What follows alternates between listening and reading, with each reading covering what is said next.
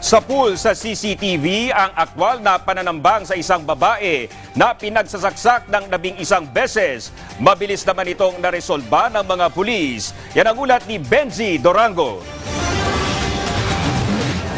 Naaresto na ng Caloocan City Police ang sospek sa pananaksak at pagpatay kay Maria Angeline Manawis, 22 anyos sa Barangay 83, Morning Breeze, Caloocan. Huli ang 22 anyos din na sospek na si Rayan Ramo Pude alias Balong matapos siyang inguso ng mga saksi. So, identify siya ng ibang driver na siya yun.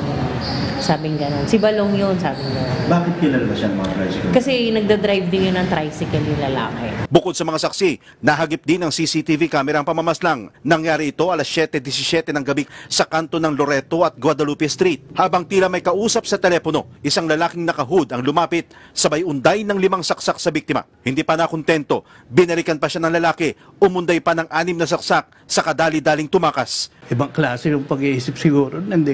Si Kagawad Pineda ng Barangay 83, isa sa unang rumisponde sa lugar. Pagdating ko naman doon, wala na yung suspect, nakatakbo na.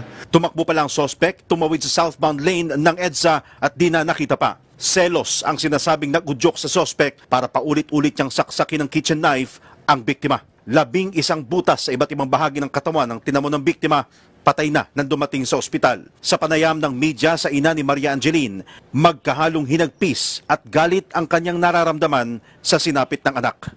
Kasi yung napanood ko yung video, paano siya pinagsasaksak na parang hayop. Hindi ko makaya. Nakaulat. Hindi siya naawa, binalikan pa yun at sinaksak niya pa ulit.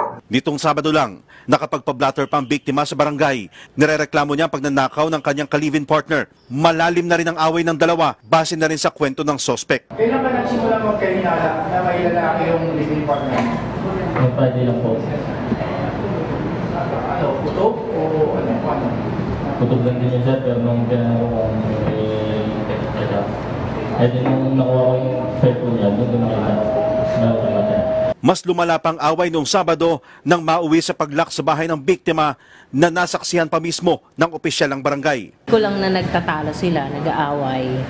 Tapos habang nandun ako sa may lababo, sumisigaw siya ng Ate Grace, tulong, kinukulong ako, sabi niya ganon. Ayaw niya akong palabasin. Tapos kinuha daw yung wallet niya at yung cellphone niya. Naharap ngayon sa kasong pagpatay ang sospek habang nagluluksa naman ang pamilya sa pagpanaw ng kaanak na biktima ng crime of passion. Benji Dorango para sa Pambansang TV sa Bagong Pilipinas.